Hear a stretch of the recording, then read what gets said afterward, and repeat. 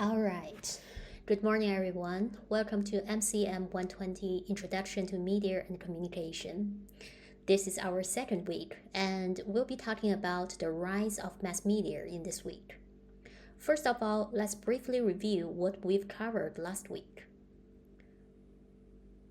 So, in last week, we've discussed basically McLuhan's 4 eras of human communication. We have the oral age, the literate age, the print age, and electronic age. So 4 different eras, and each era shaped how people communicate and think in that time. McLuhan has a famous idea: the medium is the message, or the medium is the message. So McLuhan basically believed that the medium itself can have a greater impact on the society than the specific content it carries. And lastly, we've introduced the concept of technological determinism, which basically suggests that technology can influence how individuals and societies develop. So today, we'll be focusing on the rise of mass media in particular. And let's briefly talk about the evolution of mass media. So as you can see from the slide, the evolution of mass media can be traced back to the early forms of communication, like the printing press and telegraph. So newspapers and books, they were the first forms of mass media, basically. And in the 20th century, we have the broadcasting technology, which basically we have the radio and television kind of brought the audio and visual media into people's homes. And the rise of the internet in the late 20th and early 21st centuries gave rise to the new forms of digital media, including websites, social media, and all kinds of online news sources. And today, because of smartphones and all the other mobile devices, it has enabled people to access media in different kind of places. And that fundamentally changed how people consume information and communicate with others. So we'll be discussing all these forms of media in this class, but today we are going to start from the very beginning, which is the press media. And we have one big question to answer today. The question is, do media have powerful or limited effects on audience who consume it? So to answer the question, let's get it started.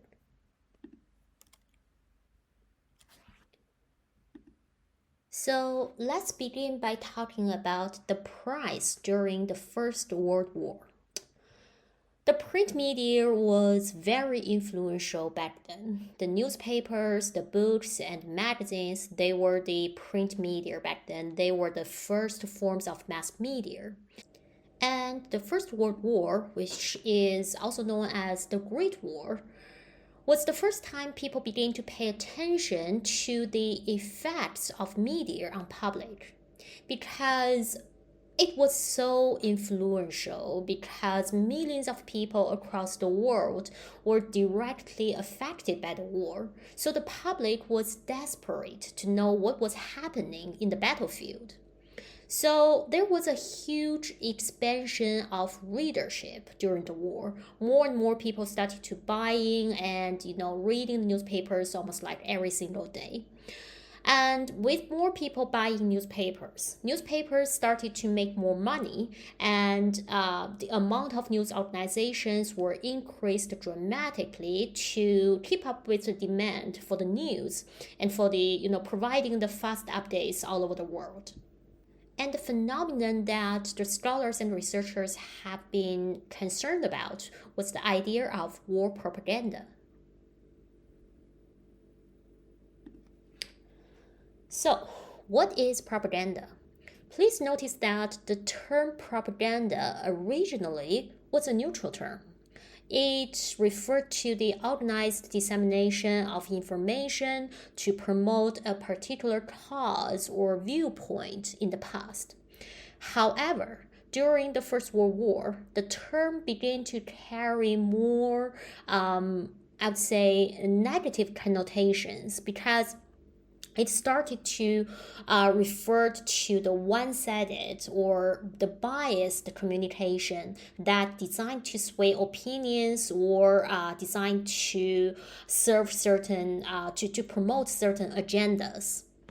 And the term was often used to describe the news reports during the war, during the First World War, because during the war, the newspapers didn't just report facts. They often worked as tools of propaganda. They campaigned for the war and they campaigned for patriotism. They published headlines and stories that stirred emotions. They often emphasized, the national pride and framed the war as necessary and just. So these stories kind of motivated people to support the war, support the wars. It seems like people are expecting a massive conflict all over the world. So after the First World War, some scholars and researchers started to seriously study the propaganda efforts to understand how the media influenced people during the wartime. And they found a positive association between the intensive propaganda and the public response that align with the media propaganda. So that means news propaganda was essential to mobilizing the citizens and sustaining the war support. So, because of these studies and publications and research, people started to realize that the media actually can have a very powerful effect on the public. Okay, so the other reason that why people focus on the media effects was the rise of movies. It was back to the 1920s, and 1920s was a very special time, a special period of time, because the war was just ended and economy started to recover.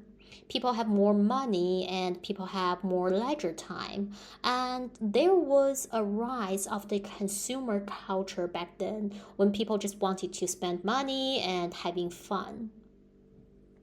Watching movies and going to the theater and watching movies became the top choice.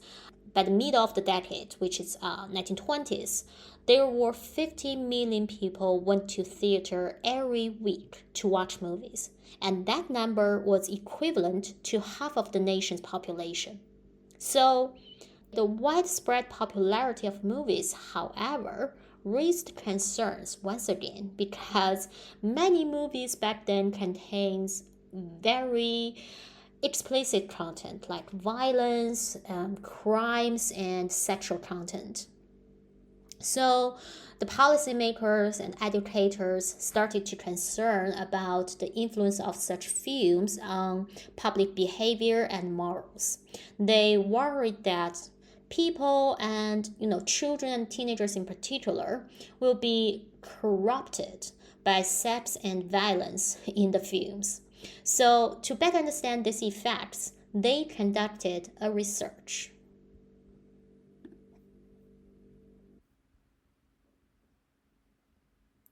So the Pain Fund studies. This was the first large-scale systematic research project on media effects in human history. So the study was conducted by many social scientists, including psychologists, sociologists, and educators. All these scientists worked together to understand how media affect children and adolescents.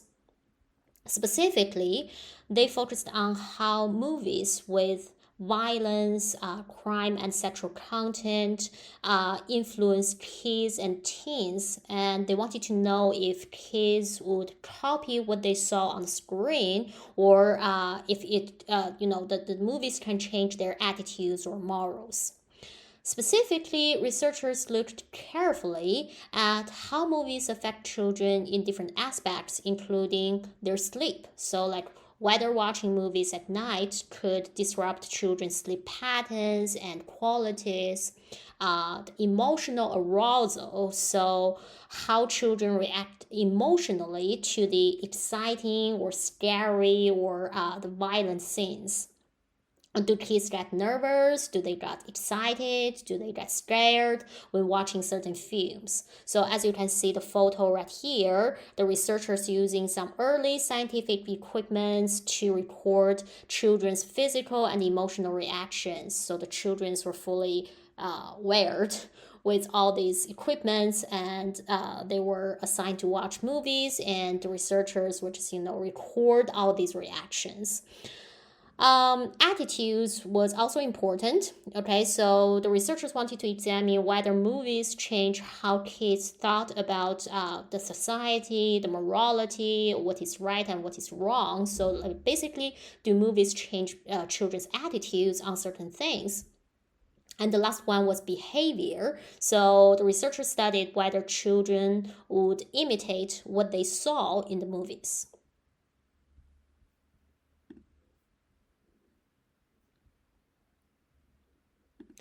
Okay, so this is what they found in the project. The first one was about emotional effects. So, movies could have strong emotional effects on viewers, particularly children. For example, some children experienced increased anxiety and difficulty sleeping after watching intense or frightening films. Adolescents also acquire information from the movies. For example, kids, they can remember things. They can remember about 60% of what adults do in the movies. And they mostly remember action scenes, like, the violent scenes, the action scenes. These are the things they can remember. And lastly, about behavior, the answer is yes. Children do learn behavior, they do model behaviors from the movies, especially if those behaviors were portrayed as glamorous or they were performed by the characters that being seen as attractive. For example, this is how the New York Times covered the pain font studies back then. And here is, well, you cannot see it directly, but here is a quote from a participant of the study. The technique of making love to a girl received a considerable amount of my attention, and it was directly through the movies that I learned to kiss a girl. So, many people believed movies had a powerful influence on audience behaviors, especially among the kids and young people, and these participants claim about learning romantic behaviors directly from film, implying that the movies could serve as a source of social learning, right? So the study findings reinforced the early belief that media messages could have strong and direct influence on the audience, which is one of the dominant idea of media effects in that time. This perspective is known as the powerful effect model. So, the powerful effect model. This model has different names. It is also known as the magic bullet theory or the hypodermic needle model. There are different names, but the hypothesis is the same. Think of media message as a shot or a bullet. They go straight into the audience mind and they have an immediate effect on audience. The media messages are so strong and they can directly shape people's thoughts, attitudes, and behaviors. Everyone in the audience will be affected in the same way, no matter their backgrounds or personalities. This perspective also suggests that audience is passive. People do not and cannot resist or interpret message differently. They just absorb the media messages like an injection. They cannot resist it. That's the powerful effect model. Well, the pain font studies didn't just stay in the academic world. They also influenced the public and policy. The findings of the study made people more worried about the movies could have powerful and negative effects on children and society. This included the fears about bad morals, the negative behaviors that people could learn from the movies, and also the emotional harm that movies could have on the audience. From the perspective of policymakers, the findings of the study gave the authorities a reason to push for a stricter oversight of films. This helped justify the formation and implementation of the Motion Picture Production Code, which is also known as the Hays Code. So the Hays Code basically refers to a set of industry guidelines for the self-censorship of content. It basically controlled what could and couldn't be shown on the screen. For example, no nudity, no portrayal of illegal drug use and excessive drinking, no homosexuality, no interracial relationships, etc., etc. And this code has shaped the Hollywood storytelling for over 3 decades. Let me give you some examples.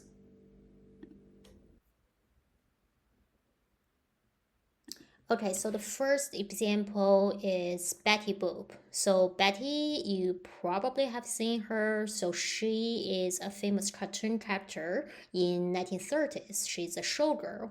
And if you compare these two images on the left, you can see that Betty became much more conservatively dressed after the Hays Code was enforced. And this change in her appearance reflects the broader efforts to make films conform to the moral expectations of that time. And the example on the right is from a very famous American sitcom that aired on the CBS in 1950s. It's called I Love Lucy. And what you can see here is a very famous scene and a very common scene in the TV show. So Lucy and Ricky, they are a married couple, okay? But they are shown in separate twin beds instead of sharing one bed. Because under the Hays Code, showing a married couple in the same bed was considered as too sexually suggestive. Under the Hays Code, broadcasters wanted programming to be considered as appropriate for the family audience, so even subtle references to sex or intimacy had to be avoided on screen. That was Hays Code. So, like I said, the Hays Code has shaped the film and media industry for over 30 years, and it was formally abandoned in 1968 because it was criticized as a type of censorship, which is true. It was replaced by the film rating system, which classified films based on their suitability for different audiences, and this is the one we're more familiar with today. Okay, so we have introduced the powerful effect model. For a long time, it was the dominant perspective in media history. However, things have changed. In the 1930s, radio was the most important and widespread form of mass communication because the majorities of American families owned a radio. The families would gather in their living rooms and listen to the radio together, and it becomes the major form of entertainment. There were only a few channels like CBS and NBC back then, and this limited options created a national audience. So the national audience would hear the same thing at the same time altogether. And this created a very famous incident in media history. So it was the year of 1938. The CBS radio network has a program called the Mercury Theater on the Air, which was created and hosted by Orson Welles. This is a radio program that features live radio dramas. on October the 30th, 1938, they had this particular episode called War of the Worlds. So this episode was adapted from a science fiction, and the fiction was basically describing an invasion of Earth by the aliens. Okay, so it's like the war between the Earth and the aliens. And this was a 1 hour long program. So the first part of the program was presented as a music program, and some news bulletins started to interrupt the music program and started to report on, oh, there were several like explosions, something happened near New Jersey, and people saw something, and something strange landed in somewhere New Jersey. And then, as the program processes, the news bulletins became more and more intense and more alarming. They had live interviews, and they have the interviewees started to describe that what they saw, the aliens coming out of their spaceship, and they started to attack human beings, and there were fire, there were like battles. So there were car crashes, like you can listen to the car crashes, you can listen to the gunfires in the program, and you can listen like people screaming in the radio. Everything was fake. Everything. It was a drama. It was a fiction. Everything was fake. It was just a radio drama, but it was also so vivid, so real. I have the link of the entire radio program. It was on Brightspace, so if you are interested, you can pause here and go check it out. It was a great radio drama, but the problem is some people didn't realize it's not real. And here is the impact of entertainment. As you can see, this is the headlines from the New York Times and Daily News the next day of the show, the next day of the episode. Fake radio war between aliens and humans stirred terror through the US. Radio listeners in panic, taking war drama as fact. So apparently, millions of listeners were panicked. There were people fleeing their homes, calling the police, and taking to the streets with weapons. And thousands of calls were made to the radio stations. What's going on? And also people called police. People called the government agencies to find out what's going on. People were terrified. This was one of the most famous examples of the power of mass media.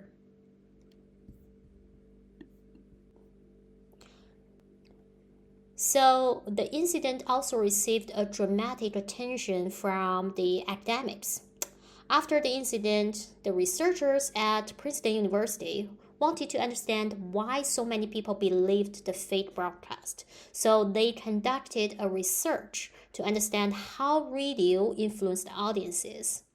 They interviewed listeners to figure out what made some people panic while others didn't, and they wanted to see how individual differences affected how they react to the radio.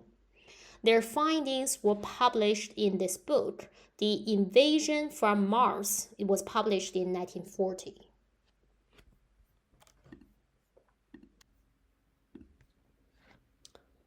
Okay, so here are the findings. First of all, people trusted the radio in general because at that time, people considered the radio as a trusted source of information. Many people couldn't even imagine that the radio would broadcast something false. Okay, they didn't believe that the radio could report false information. So they trust the radio so much, they just buy the story. Some other listeners, they didn't buy the story about the aliens, but they assumed the attack was real because they assumed the attack was coming from Germany, which kind of makes sense because the political climate before the Second World War was so intense, so they thought it was the Germans invading the US, not the aliens. And that's why they got panicked. And most importantly, the researchers found not everyone reacted in the same way. People who accepted the program as real often shared certain characteristics. Less critical thinking ability, which means they didn't question what they were hearing, they just listened to that and accepted it as real. Less self-confidence, which means these people doubted their own judgment, so they trusted the broadcast more than themselves. And the last one is stronger religious beliefs, which means these people are more open to believing that the supernatural events could be real.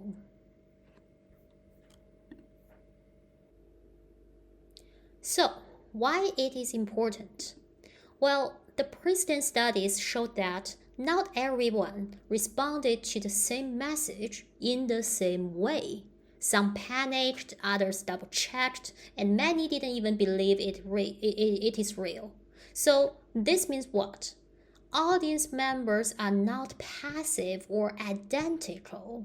They bring their own backgrounds, education, knowledge, personalities, and all the other things into how they interpret media. So they are not identical. The media doesn't even have the identical influence on everyone. So this finding is important because it challenged the powerful effect model. Up to this point, the scholars believed that the powerful effect model is real. The media had strong and uniform effects on everyone who consume it. But this case provided otherwise. The media effects are not automatic and not same for all people. So we need to question the powerful effect model. Okay, let's check out more media effects research. So by the late 1930s and early 1940s, the media researchers were beginning to question the idea of powerful effect model. The idea that media had powerful and direct effects on all the audience.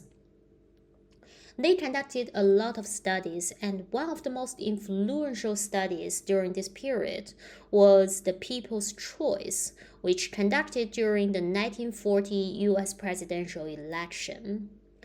So the 1940 presidential election was between FDR and Wendell Willkie. FDR was seeking a third term, and Willkie was a businessman who had no prior elective experience. He emerged as an unexpected nominee from the Republican Party. At that time, many of the country's major news media were owned and managed by the individuals who leaned Republican, so they were often critical of FDR's New Deal programs. The researchers wanted to understand whether exposure to the media messages could change how people voted. If the media has a powerful and direct influence on individuals, like the powerful effect model suggested, then the campaign coverage should be able to persuade people to change their minds. So the researchers wanted to test whether this actually happened in real life. So the researchers collected data through surveys and interviews with voters throughout the entire presidential campaign. They didn't just interview people once, they followed the same individuals over time. So this allowed them to observe whether people's political opinions have changed as they were exposed to the campaign messages over time. And this is what they found. So, People's Choice findings.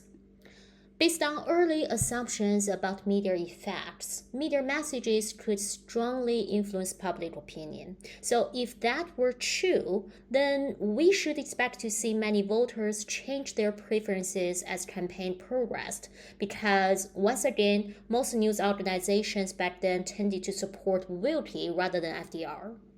However, the study showed that most people did not change their vote choice.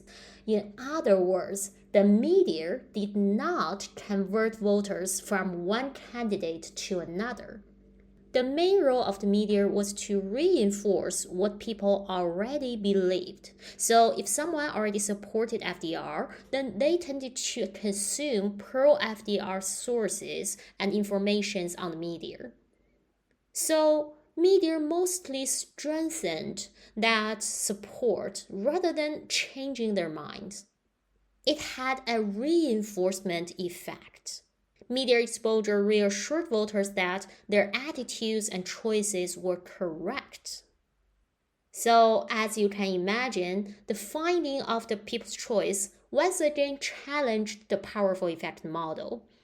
The media audiences are not passive recipients of the information from the media. Instead, the study suggests that people actively choose the media sources and they can interpret media messages by themselves.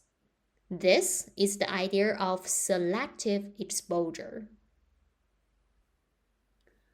So, selective exposure is the idea that we do not consume media randomly, okay? We choose media that matches what we already believe, and we are motivated to avoid media we disagree with. So, for example, if someone has a liberal political view, they may watch The Daily Show or consume the information from MSNBC because it reflects what they believe in, it reflects their worldview. Someone with the conservative views may watch The Five from the Fox News for the same reason. Why is that? Because it feels good to have our opinions confirmed. This is called confirmation bias. If we just consume the media that we believe in, the media content agrees with us, then it makes us feel smarter, safer, and more validated. The media challenges our beliefs can feel uncomfortable, so we're just naturally wanting to avoid that uncomfortable feeling. Selective exposure helps to explain why media often reinforces rather than change our attitudes, because we're just so motivated to consume the media that we agree with already.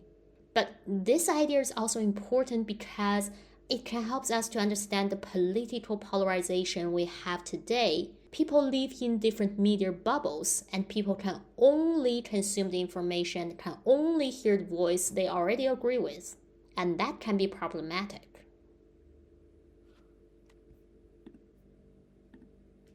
Another major finding from the People's Choice research is the idea of the two-step flow model. This is another explanation about why media didn't change people's voting choice. This is the idea that the information flow from the media to the opinion leaders. So, according to the model, the information first reaches opinion leaders rather than the general public. The opinion leaders are the individuals who pay close attention to the media, and they are often viewed as knowledgeable, trustworthy, or influential by others. So back in 1940s, the opinion leaders could be community leaders, religious leaders, or politically active citizens. So from mass media to opinion leaders, that was the step one. And step two was after receiving the information from the media, the opinion leaders will share and interpret that information for other people. So this means that the media effects often pass through the social relationships before reaching to the broader public. So that means people are often more likely to trust recommendations from the opinion leaders rather than the messages from a distant media source. And because of this, the opinion leaders often have a significant impact on what people think and how they act. So this finding tells us interpersonal communication also important because they can be more influential than mass media sometimes. I'm going to give you an example, and this is an actual research conducted in 2011. So it is called "Who Says What to Whom on Twitter." So the study basically researched the information flow on Twitter using Twitter lists to classify users into two groups. So the elite users versus ordinary users. The researchers employed sophisticated methods to gather millions of information, millions of tweets to understand what people were actually seeing on the platform. And the findings revealed that even though social media is often thought as some of the open space where anyone can have the voice, it turns out a teeny tiny group of users, only about like 0.05% users, which were identified as the elite users, they had the most influence. In fact, half of the tweets consumed on Twitter came from this very small group of users, came from the elite users. Although it is possible for someone without a significant profile to have a tweet go viral, that happens from time to time. However, the majority of tweets that get widespread attention come from a few individuals who already have large followings. And these people are the KOLs, the key opinion leaders on Twitter. So we're living in the age of social media. It seems like everyone has a voice. It seems like we all get access to the media. We all have the same resource. But it's not, okay? The truth is, we still live in the two-step flow model. Think about that. How many times you received information not directly from the news media, but from an opinion leader, from a influencer you followed on whatever platforms you're using. It's quite common. So opinion leaders are still important for the media landscape today. Well, not everyone can be an opinion leader. We do not just go to anyone for information. There are certain criteria. An opinion leader must be an active media user. They tend to be active consumers of media and information. They often pay closer attention to the news and current events, and because they are more informed, other people frequently turn to them for the information and also for the guidance or explanations of the information. The second criteria is that opinion leaders are typically respected by people around them. People listen to them because they have earned respect within their social network or within their communities, and their influence often comes from trust and credibility, not from authorities. And the third point is opinion leaders are usually considered as an expert in a particular domain, or at least highly knowledgeable within the specific domain. They do not have to be experts in everything, and in fact, no one can be the expert in everything. But as long as they are considered as an expert in the particular area, people are likely to treat them as opinion leaders and also follow their guidance and recommendations. So once again, not everyone can be an opinion leader. If you claim someone as an opinion leader, they have to meet these three criteria.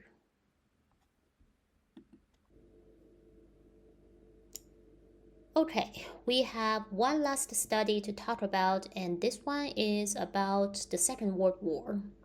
So, during World War II, the Nazi Germany made extensive use of propaganda through the media. Their efforts appear to be highly effective in mobilizing the public support in Germany. So, the US government was also interested in using media to support military and national objectives. They also created a whole bunch of propaganda media, including films and cartoons. A most famous example was Why We Fight. This is a film series. This was produced to educate and motivate American troops. Let me show you a video about this film. Okay, so that was the propaganda film that produced by the US government. The government officials were hoping that the films and other media could help strengthen morale and increase support for the war. Because according to the powerful effect model, the media could change people's attitudes and beliefs. But this created an opportunity for the researchers to study media effects under the real-world conditions. Researchers conducted a series of experiments to examine whether propaganda films actually changed soldiers' attitudes and behaviors. They measured soldiers' attitudes before and after watching the films to determine whether meaningful changes occurred. And this is what they found. So this is the results from the World War II film study. The researchers found that the films were effective for learning facts. The films were successfully taught soldiers information about the war, for example, like who was fighting and why we are fighting. In other words, they were good at transmitting knowledge to the soldiers. However, the films were less effective in changing soldiers' beliefs, opinions, or motivations. Watching the films didn't make soldiers significantly more eager to fight. So why is that? The researchers suggest one reason might be the ceiling effect, which means the soldiers are already highly motivated to fight.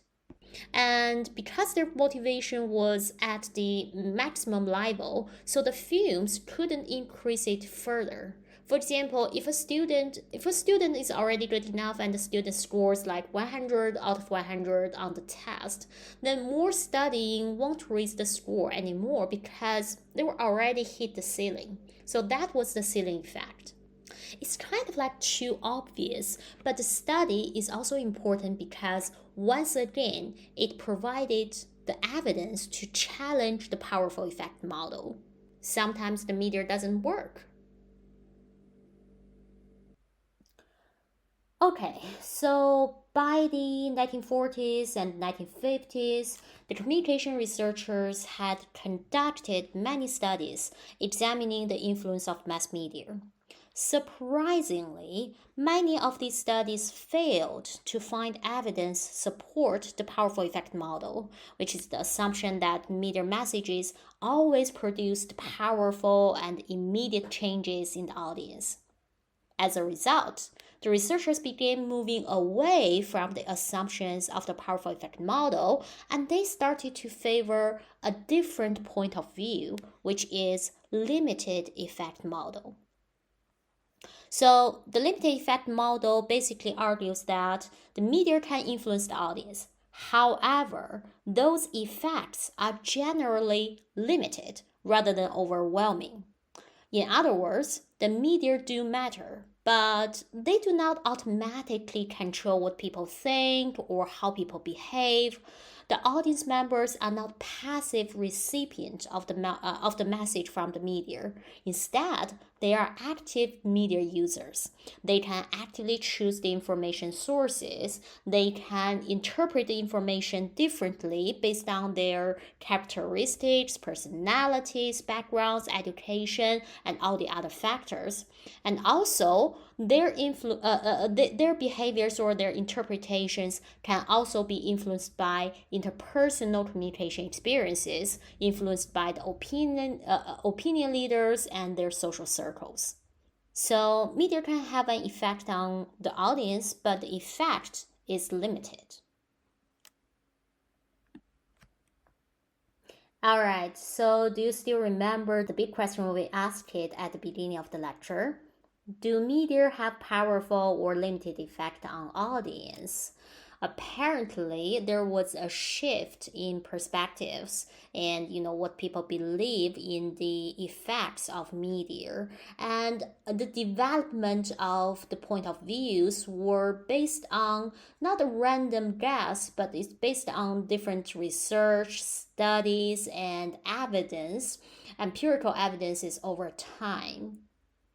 So, what's the answer to that question right now? Now, the dominant scholarly view is it depends.